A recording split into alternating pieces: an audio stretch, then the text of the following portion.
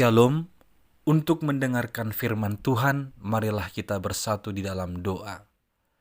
Kasih karunia dan damai sejahtera dari Allah Bapa kita dan dari anaknya Tuhan Yesus Kristus kiranya menyertaimu sekalian. Amin. Ayat harian untuk kita pada hari Selasa 3 September 2024 tertulis di dalam kitab Keluaran pasal 23 ayat 1.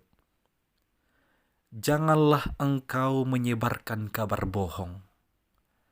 Janganlah engkau membantu orang yang bersalah dengan menjadi saksi yang tidak benar. Saudara-saudara yang dikasihi Kristus, sudah ada banyak kasus karena menyebarkan hoax atau kabar bohong, seseorang harus berurusan dengan pihak kepolisian. Sesuatu yang bersaksi palsu, menyatakan kebohongan atas kesalahan orang lain, juga harus berurusan dengan aparat kepolisian.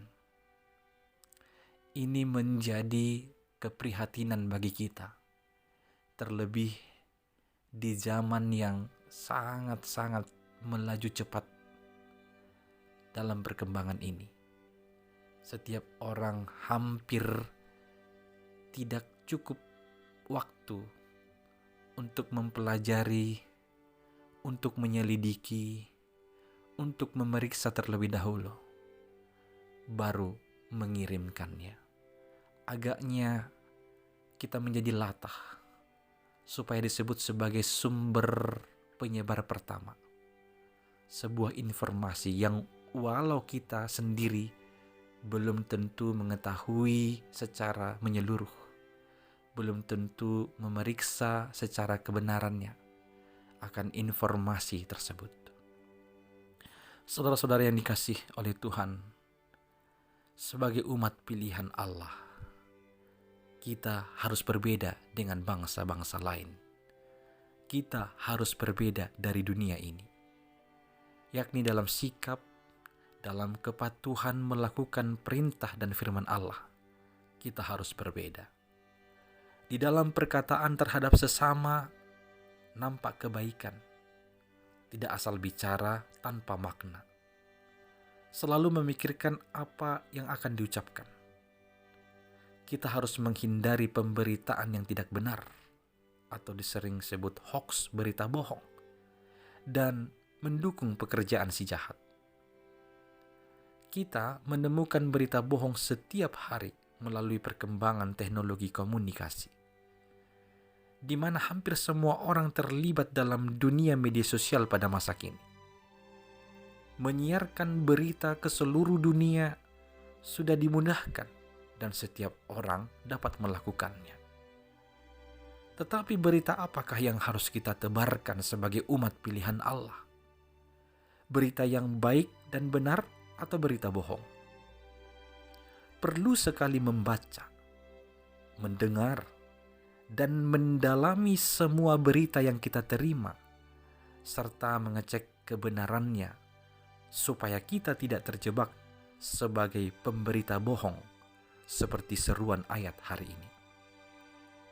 Setiap orang hendaknya mampu membedakan mana yang benar dan mana yang tidak benar. Hal mana yang dapat membawa kebaikan bagi setiap orang. Hendaknya kita bertanya, apa yang Tuhan inginkan dari kita? Apakah ini berkenan dengan Tuhan? Kata janganlah mengingatkan kita akan kerasnya seruan ini, supaya kita bertekad untuk melakukan firman-Nya, menjauhi larangannya. Apa yang menjadi keinginan manusia belum tentu menjadi keinginan Tuhan. Keinginan Tuhan sering bertentangan dengan keinginan manusia. Supaya keinginan Tuhan terjadi dalam hidup ini, hendaknya setiap orang bersedia merendahkan dirinya dan mengalah, bahwa bukan keinginan dan kehendak kita yang terjadi. supaya setiap orang hendaknya memuliakan Tuhan melalui perbuatan tangannya. Hidupnya menjadi khotbah, dan khotbahnya melalui perbuatannya. Semakin bertambah orang yang bersedia melakukan kehendak Tuhan. Beritakanlah yang baik, beritakanlah yang benar. Jauhilah dari kebiasaan menyebarkan kabar bohong. Jauhilah dari kelatahan kemajuan zaman. Tidak apa-apa, kita seperti seolah-olah ketinggalan berita. Karena kita harus mencari terlebih dahulu, membaca secara keseluruhan, memeriksa kebenarannya. Baru kita menyebarkan. Itu pun kalau berguna untuk disebar. Kalau tidak berguna, walau itu benar, kita tidak harus menyebarkannya. Amin. Kita berdoa. Ya Tuhan Allah, ampunilah kami yang dengan tidak sengaja atau bahkan secara sadar menyebarkan kabar bohong, berpihak kepada orang-orang yang salah, bahkan membela mereka yang salah.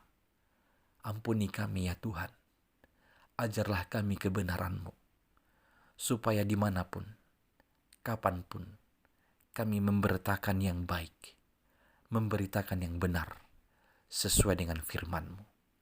Hanya di dalam Yesus Kristus kami berdoa. Amin.